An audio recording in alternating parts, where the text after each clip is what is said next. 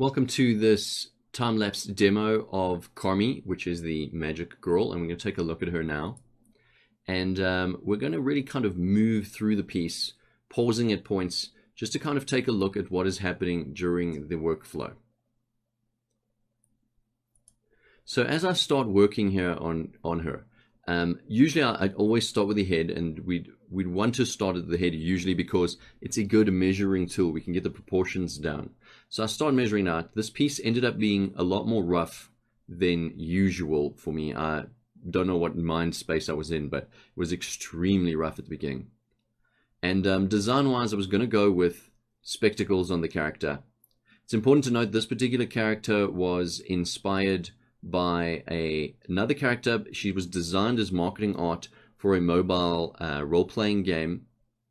And so this particular character was designed to have a slightly more Western look to her, just to appeal to Western audiences in the particular marketing of that title. And here, in terms of the hat shape, you can see I initially started with a round shape, but then I moved to an S curve over her forehead, and that was to bring in a nice bit of asymmetry into the hat to kind of eliminate any kind of parallels in that shape. Just felt that this read better.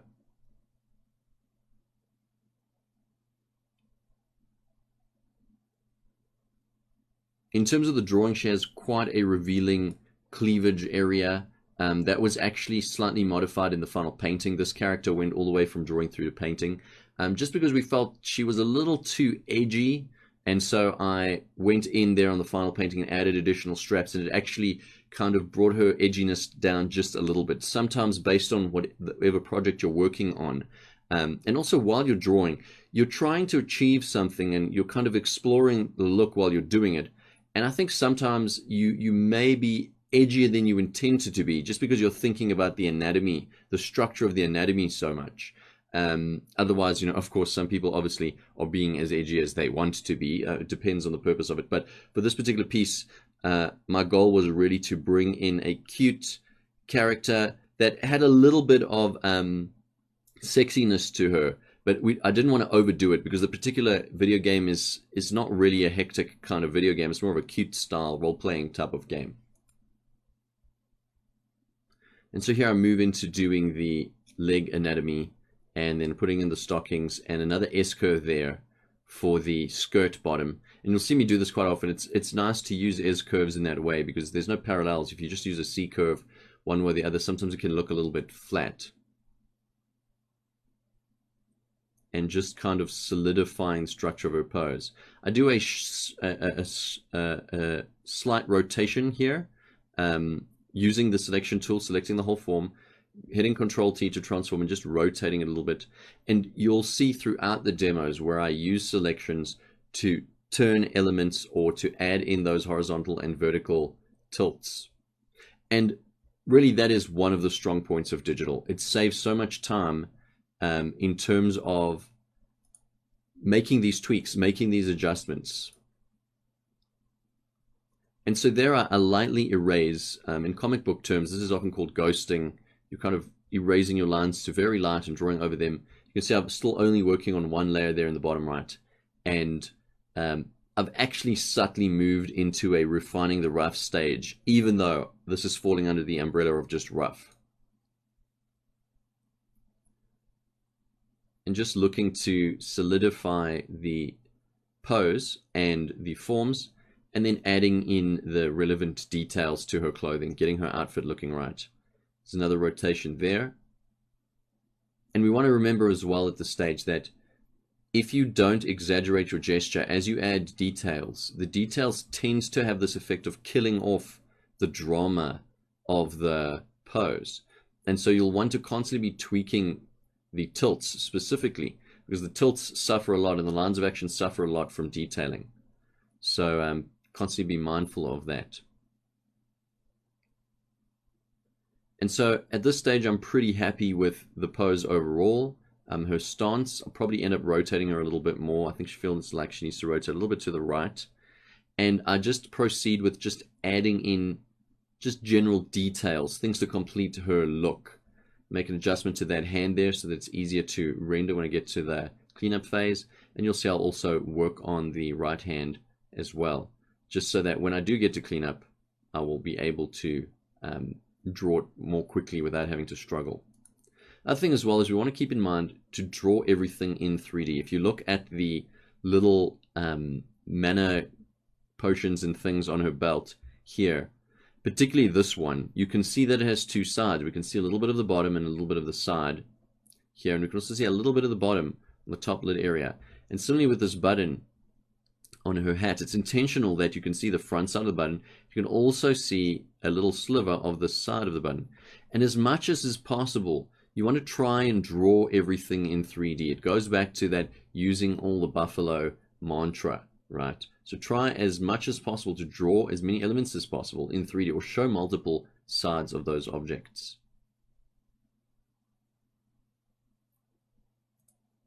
Okay, just moving it along.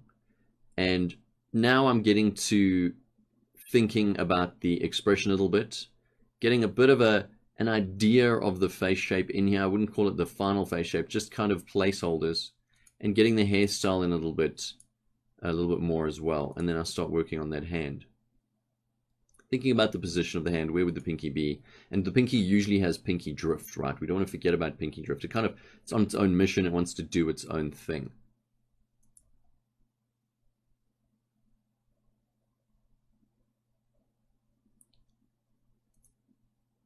All right, and so at around this point, I do my own checks. I have a checklist in my mind, actually, before I talk about that. And so here I put this scarf piece, which is kind of coming from her, you know, if she had a cape, or it's actually just a scarf piece though, but it's kind of coming off the back here, and it's intentionally having multiple levels of thickness. So it starts kind of thick and then goes kind of a little bit thin and a little bit thicker, and then back to thin again. And it has a nice S-curve, and striving for that asymmetry, and also giving that sense of secondary action, right? Is there wind blowing on her that is pushing this scarf out? And also, in a sense, having these belt straps flying off the gloves, right? So that there's this kind of feeling of life in the piece. Anyway, and so I go and I check particularly things we've learned in Module 6. Those 5 key elements of character posing. I'm checking lines of action. I'm checking object overlaps. Do I have enough? I'm checking foreshortening, which I don't think this piece has any foreshortening in it. You don't always need it, but it didn't have any in it. And of course, twisting as well. Her head is, of course, rotating at a slightly different angle from her chest. And even her torso seems to be, her pelvis seems to be rotating at a little bit of a different angle. And so what I'm doing here is, I do the rough at like whatever size. It's not an important thing.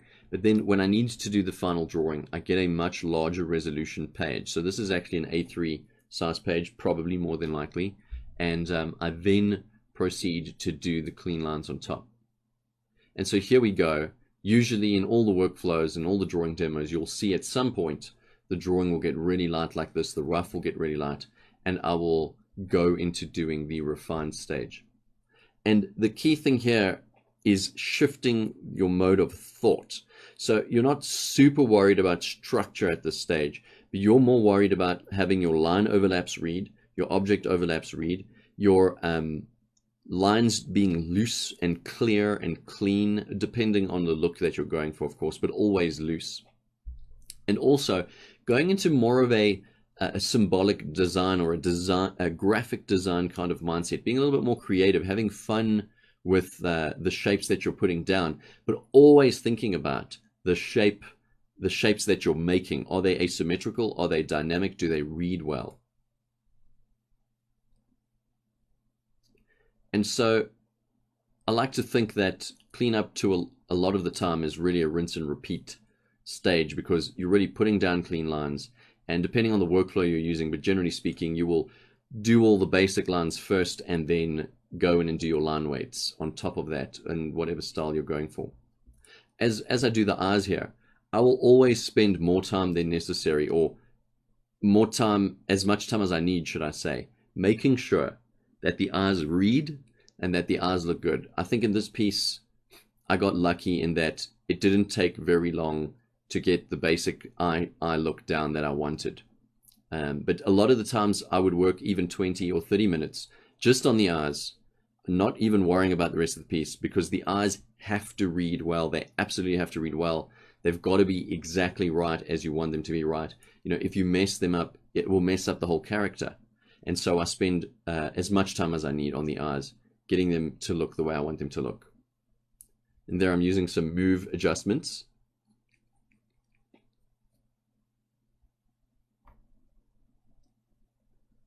And let me say at this point as well, on this particular piece, I'm using very thin lines. You can see I'm drawing in 1 pixel lines here in Photoshop. And the reason for that is because the end goal of this piece is not just to be a lined illustration. She's meant to be painted. I will want to paint over the lines and kind of make them disappear. They don't completely disappear, but to make them not really that visible. So the actual line art itself shouldn't be that visible, but I also really like clean lines to work with. So I wanted to do thin lines so that I can make them disappear a little bit later on. And I say only a little bit, but she was drawn and is using such thin lines because she's going to be painted, not colored. She's not going to have simple character coloring like manga or comic book. She's going to have actual painting over happening on the actual figure.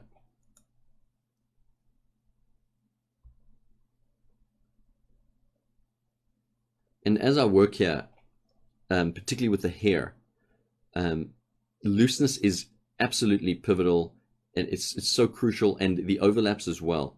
I need to draw them quickly. I need to be loose, but the overlaps and the chunks of hair, the volumes, need to make sense. Here you can see I go back to the eye and really just trying to make everything read. I'm moving the pupils a little bit closer, and I'm doing a sort of a stylistic choice here by almost adding 2 irises. It's not quite 2 irises. It is actually only 1 iris and 1 pupil, but there's this extra circle in the eye. That's my personal stylistic preference. There's, you know, 1,000 ways you could do this. That's my way I would like to think of doing the eyes. Also notice how I zoom in and out constantly. And read distance is something we want to be very aware of. If you're constantly drawing very close up and zoomed in, and you're not zooming out to look at the overall picture, does the overall picture read? You might find that you tend to make a lot of weird mistakes, or the drawing just doesn't look right when you zoom out, and it can be an issue. So constantly vary your zoom, right? Zoom in when you need the accuracy, but constantly zoom out to the read distance, or, you know, the distance that the image is meant to be read at or looked at, and check that it reads well there, because that's ultimately what matters most, no matter how well you may have drawn an eye up close.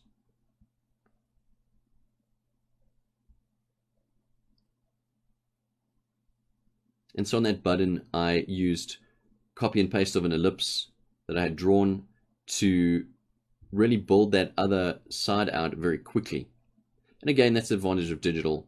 Now, the thing is as well is, if you like traditional art, and I love traditional drawing, the workflow sort of tricks are a little bit different, but ultimately it's the same thing. I would do a rough on a clean piece of paper, right? Rough it out, and then I might use a second piece of paper to do a refined rough. But when it does come to doing final lines, you want a very finished and clean refined rough. So you might do a very finished, clean, refined rough, and really your inking stage, if you will, or your clean line stage on another piece of paper using a light box underneath, is usually really just about tracing, right? Tracing on top of that refined rough, less than it is about, as you can see in this particular workflow, less than it is about kind of designing the elements so much, because you will see that there, a lot of elements here are very rough, right? They're undesigned, and I will put a gem around her neck just now in that elliptical section, and that's being designed as I draw on top of this rough. And certainly you can do this traditionally as well. There's nothing stopping you from doing it traditionally. It's just going to mean that you're going to need an additional phase for the super clean cleanup, where you can combine this and to clean up and drawing on on digital. But granted, the better you get at traditional, which I just mean in terms of the practical application of drawing, your drawing skills, as you become more accurate with drawing lines and being very accurate with your pens and things like that, you'll be able to do it as well. It's just a little bit different.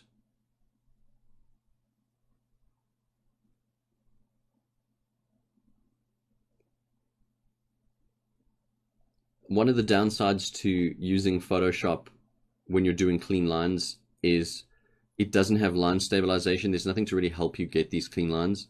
And so the way I've grown into doing these clean lines is practicing, really, just really practicing constantly, using swoops, doing undos where I need to. And I've practiced quite a lot, to be honest, that I probably require less undos now than I used to. So for example, perhaps, 2 or 3 or 4 years ago, I was undoing, I'd do a line for an arm or a line for a piece of hair, and I'd do it, 10 or 15 times. Now I'll probably do it 3 to 5 times because I'm more accurate now and my hand-eye coordination has improved a little bit, just in terms of getting the smooth lines. The other thing is, let me just remind you as well, drawing is not about being good with your arm, obviously. It's about applying the theory and the practical in combination with each other. But it's not really much reliant. Can you draw a line? Yes. Can you draw a curve, an S curve, a C curve? Yes. Well, then you can pretty much draw, So it's really so theory heavy. But in terms of cleanup, you do need those clean lines, and it's going to take practice to move quickly and get those swooping lines down.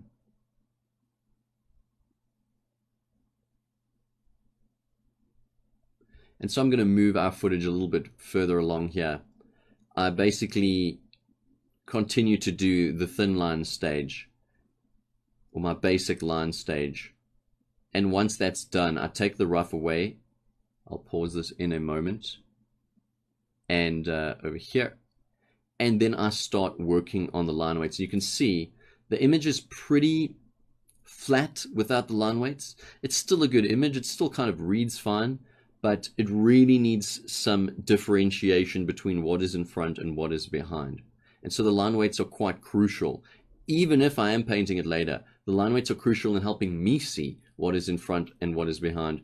And also it allows me to, if I want to, iterate on the different types of styles of coloring or painting that I want to do on it, because the drawing is so solid. And we want to keep in mind as well, if you have a good drawing, but you paint it badly or you color it badly, it's still a good drawing. But if you have a bad drawing and it's colored really well or painted really well, it's still a bad drawing. So you want to make sure that the drawing really works and is really looking good, is looking appealing, is convincing the viewer of the character's emotion, of the theme of the character, the outfit, the costume, that the pose is reading well.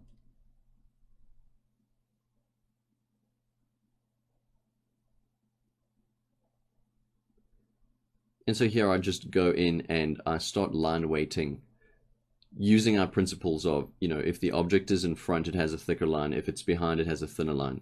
If it's in front, it has a darker line. If it's behind, it has a lighter line. Usually internal details have thinner, lighter lines. External silhouettes have thicker, darker lines, right? Slightly thicker, obviously, depending on the kind of work you're doing, the style you're doing. Putting in that hook shading to show the overlaps, like there on the hair pieces coming from the lip of the hat.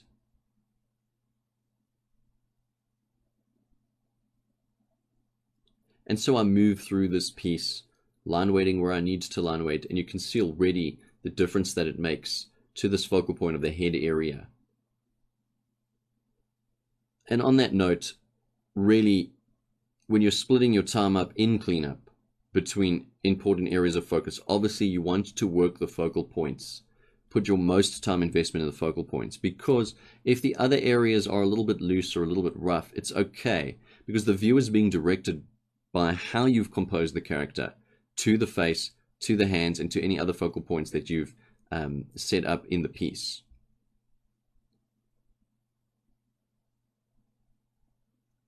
And this particular cleanup that I'm doing here, because I'm using such thin brushes, I can be a little rough, especially because the resolution of this page is quite high. I can be a little rough because when you zoom out, you just don't see any line errors. It doesn't look sketchy or rough. And you can see as we zoom in closer, there are some areas with overlapping lines, and there are some areas, that are not super perfectly clean. And of course, you can go for super clean line art. That is a particular style, a particular look that is great. But you don't always have to, based on the purpose or the end goal of the piece.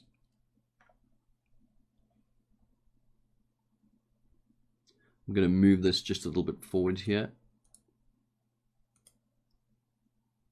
And so as we approach the end of the piece, really just emphasizing overlaps, emphasizing those line weights, and at the end of the day, ending up with a fairly appealing character drawing, right? And that is Carmi the Mage. She's a mage in a role-playing game called League of Defenders. You can check that out if you want to. And I'll see you guys, I guess, in the next demo. Please do enjoy the full demo of Carmi. You can go and watch this in real time. I think only her cleanup stage is slightly time-lapsed. So do enjoy that. And I'll see you guys in the next demo. Thank you for watching.